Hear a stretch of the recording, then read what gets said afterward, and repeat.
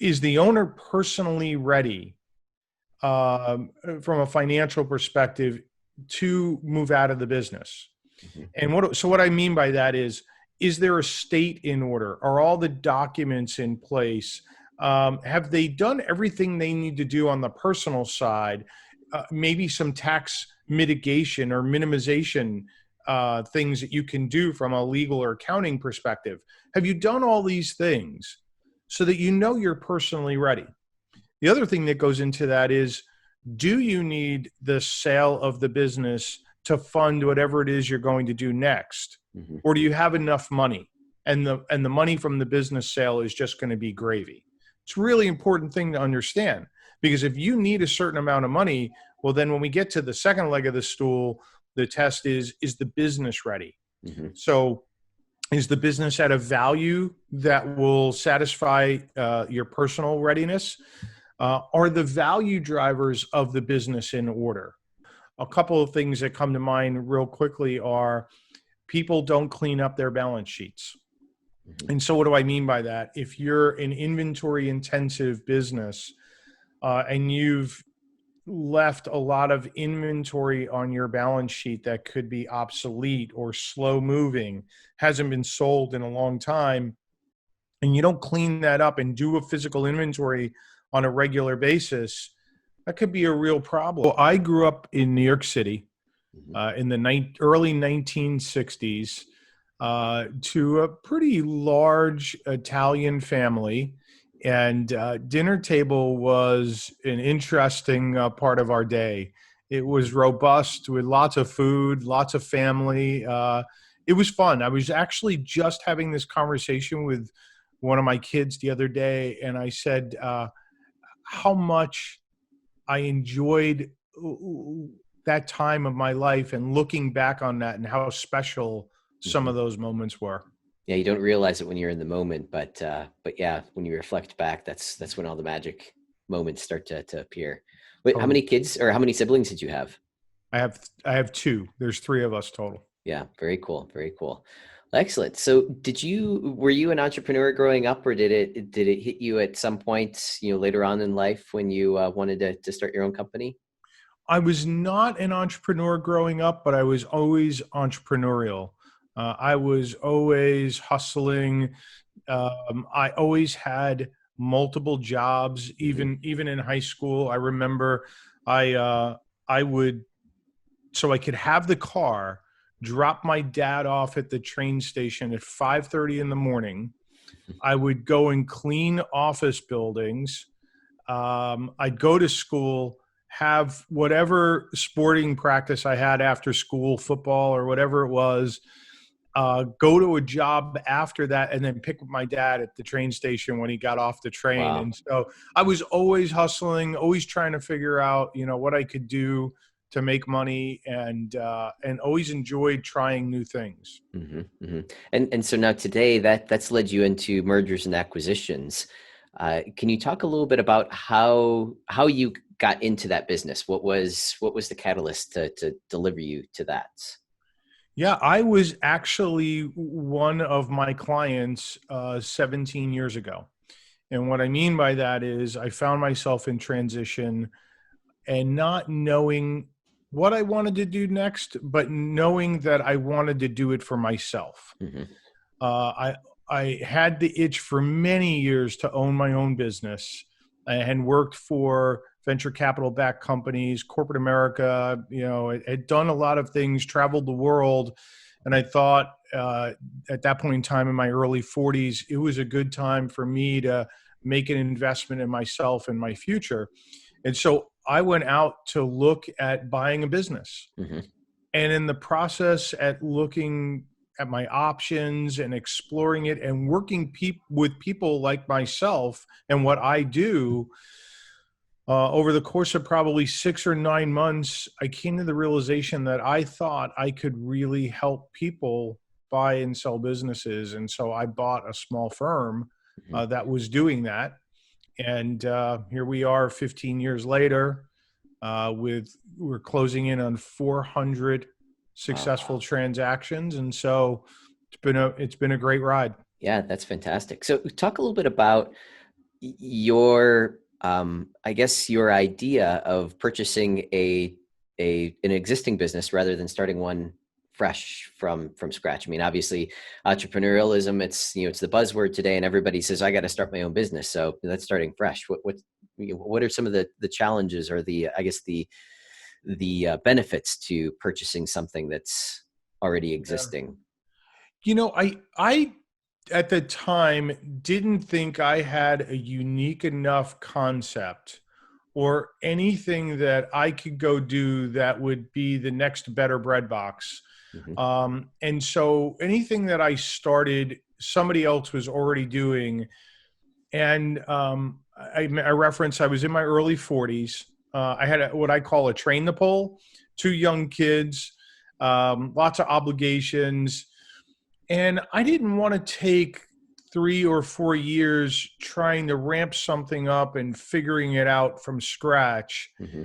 And I thought that buying a business that had a track record, employees, um, a success track record that I could point to, historical financials that I could see and then model off of, thought that was a better path for me Hmm. and a safer bet.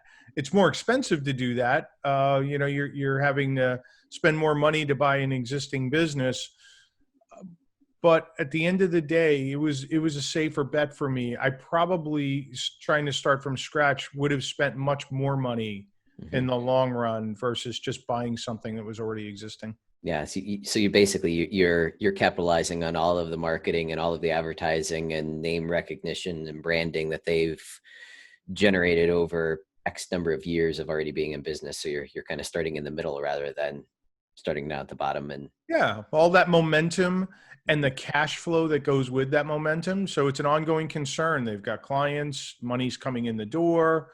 You're not having to go start from scratch and figure it out. So I knew I'd have money to service debt, maybe pay myself a little bit of something until I could grow it to be much bigger. mhm.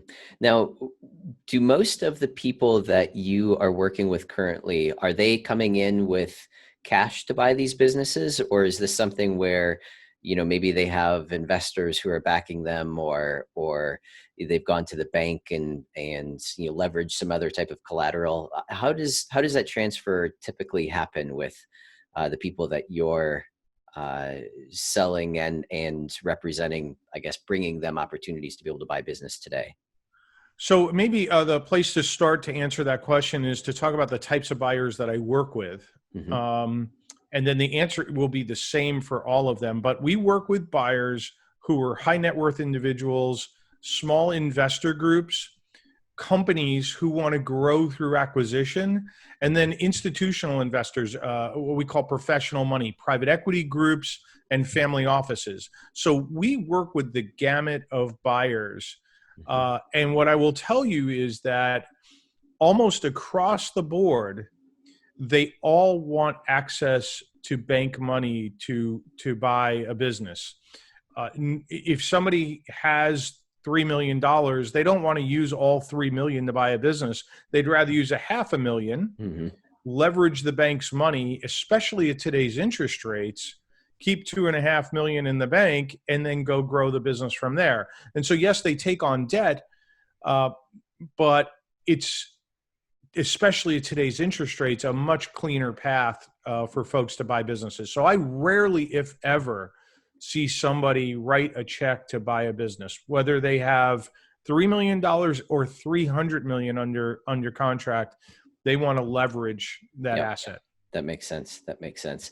And are you dealing in any type of verticals or silos or anything like that, or are you pretty well, you deal across a number of different types of companies and verticals?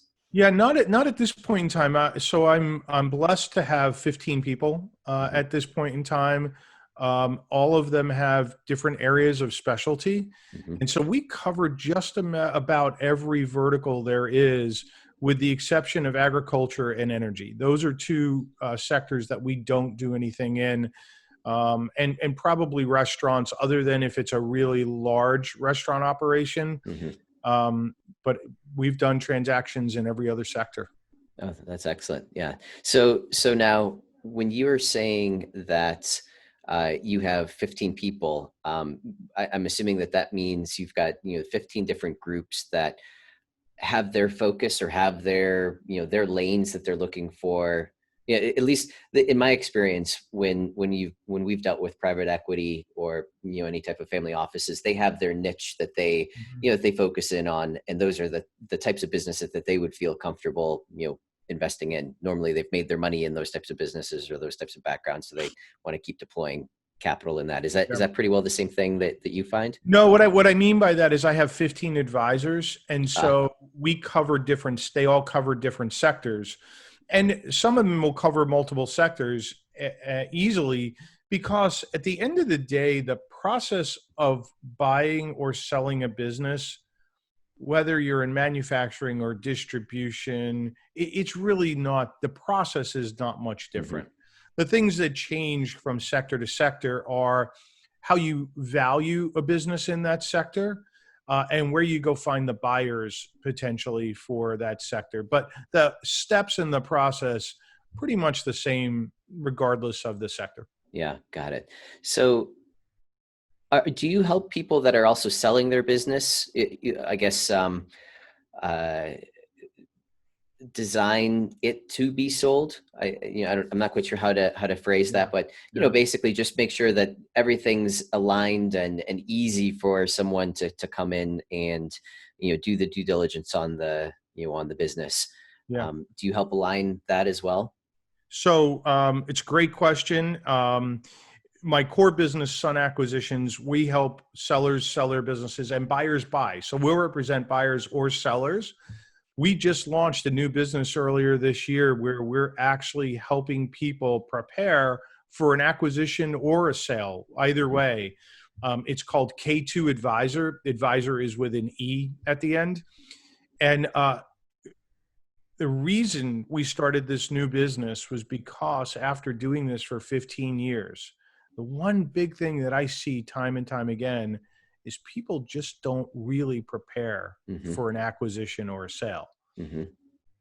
Sometimes they think they did, but there's so much that goes into being really prepared. So you can either maximize your return, or minimize your risks. Mhm. And so, yes, we're moving in that direction to help people do that more often. Yeah, that makes perfect sense. I've seen a lot of companies, and so we have a technology company as well, and we build softwares for companies, and sometimes companies are actually coming to us to build software to um, for acquisition, basically to tie all their processes and systems together to make it a little bit more cohesive. In your experience, is that something that a lot of people do, or have we just been lucky with companies that are looking for that type of a I guess a process flow um, design that brings all of their systems, all of their functionality, all into one piece of software. So again, everything's managed all in one place. Yeah, so I work in the marketplace that's largely enterprise values of 30 million or less. So these Hmm. are companies that may have 50, 60 million in annual revenues or less, and enterprise values are 30 million and less. And I have to say that I don't see a lot of that. Okay. I don't see a lot of sophistication in that way. A lot of people haven't built out their systems. They haven't brought it all together. There's something that we refer to in our business called value drivers, Hmm. and these are the core components that go into valuing a business. And this is one of them. Having your operations, in order, Hmm. and so important. And I have to say, more often than not, I see that it's not. Yeah. Any thoughts on what that valuation, again, if you had your processes and systems, really documented, what type of a difference does that make in the valuation of the business? Is there much of a difference? Like again, say um the revenue is the Mhm. same, the top line revenue is the same, um, but you had one company that was process oriented, documented, systems in place, Mhm. and you had one that wasn't. Obviously you're probably going to have a lot more commotion over here in this one. There's going to be a lot more Yeah. time and a lot more frustration.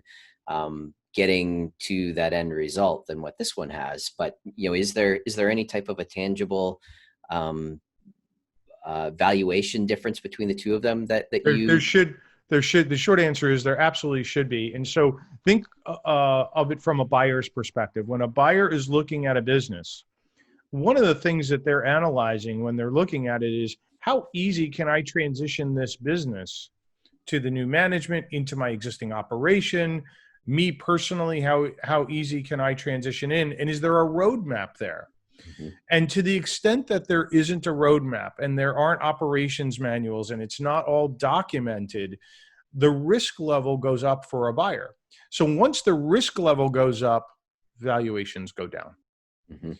Whereas if you can turnkey the operation of the business to the new owner and they've got the roadmap, you as the former owner don't need to be there because Mhm. they've got the roadmap.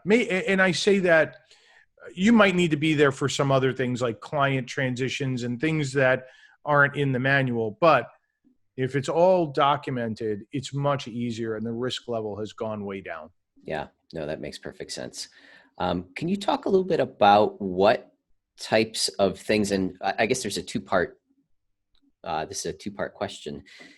If I'm say, we'll say newer in business and my goal is to sell this business, what can I start doing today to start preparing for that sale? Obviously, documentation, processes and systems, that's part of it. Are there other things that you can talk about that would go into setting myself up for a successful Yeah. sale 5-10 years down the road even? Yeah, so I follow a framework for this, and my framework is three legs of a stool. And the first leg of this stool is the owner personally ready from a financial perspective to move out of the business? Mhm. And what I mean by that is there a state in order? Are all the documents in place? Have they done everything they need to do on the personal side? Maybe some tax mitigation or minimization things that you can do from a legal or accounting perspective. Have you done all these things so that you know you're personally ready? The other thing that goes into that is, do you need the sale of the business to fund whatever it is you're going to do next? Mhm. Or do you have enough money and the money from the business sale is just going to be gravy? It's a really important thing to understand, because if you need a certain amount of money, well, then when we get to the second leg of the stool, the test is the business ready? Mhm. So is the business at a value that will satisfy your personal readiness? Are the value drivers of the business in order? And the value, we talked about one of them. And another example of a value driver is the owner of the business. How much are they the business? Mhm. Some owners, especially in the sub 30 million of enterprise value, you wind up seeing that they do the sales or they're an integral part of the operation. And Mhm. the more they are, the lower the value. So here's a good example of, if you give yourself a couple of years, you could sort of work your way or wean the business off of the dependence on you Mhm. and increase the value. Yeah. And there are about 10 to 12 of these value drivers that we put people through, in addition to understanding the value of the business. And then the last leg of the stool is such an important one, but so often overlooked, and that is the owner's emotional readiness. Mhm.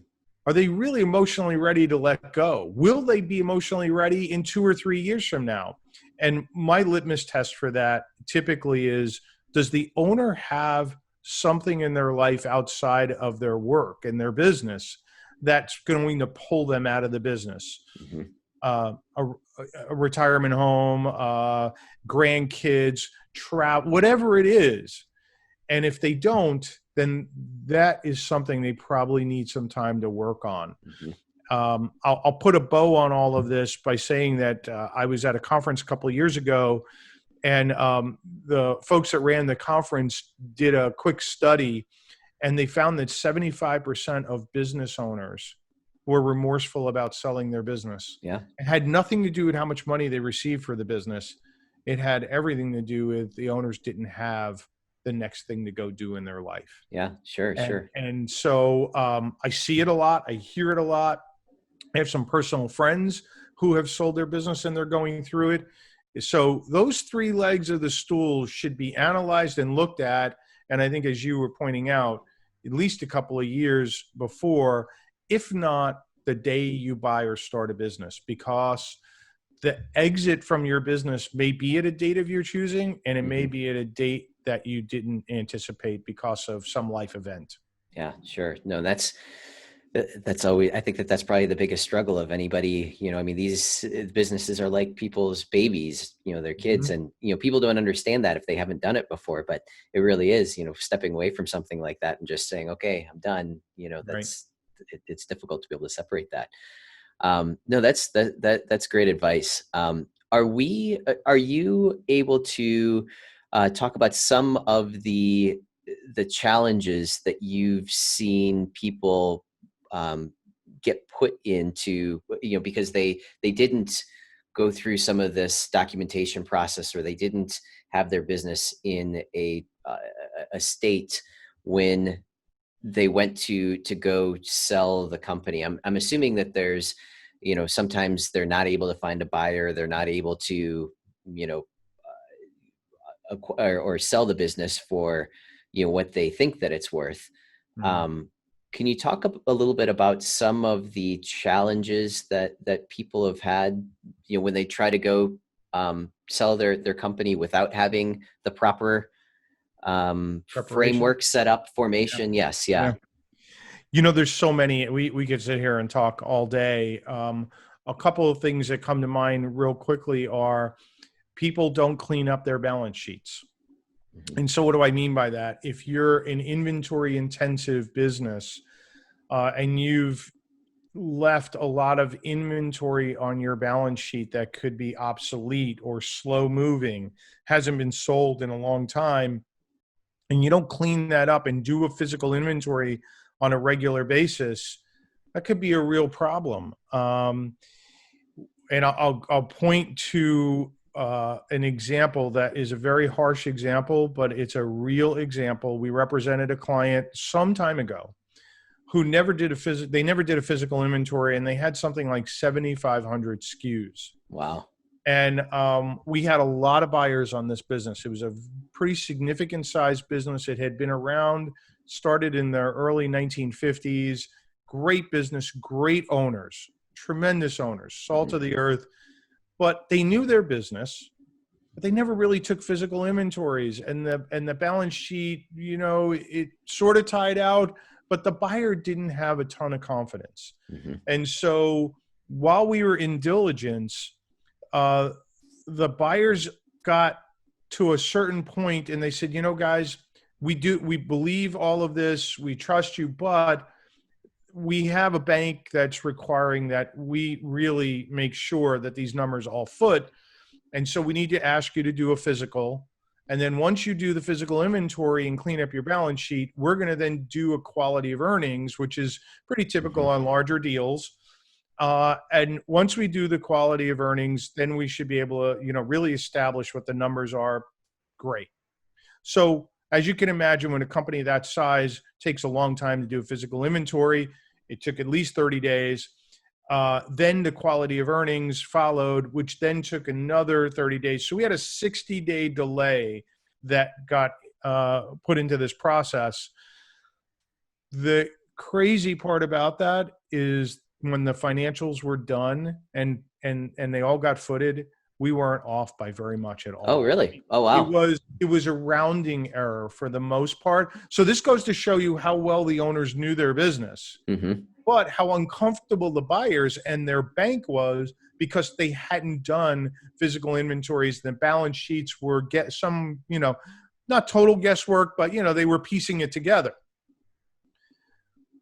The deal was, marching along. The bank got comfortable. We were going to move towards the closing table. It would have maybe taken another 30 or 45 days. And it was probably a week or two later, I got a phone call about 5 o'clock at night. I'll never forget. I was walking in my house and one of my advisors said, turn on the TV to any local news channel. I did.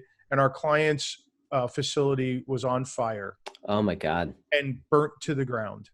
Wow. And the business was immediately not sellable.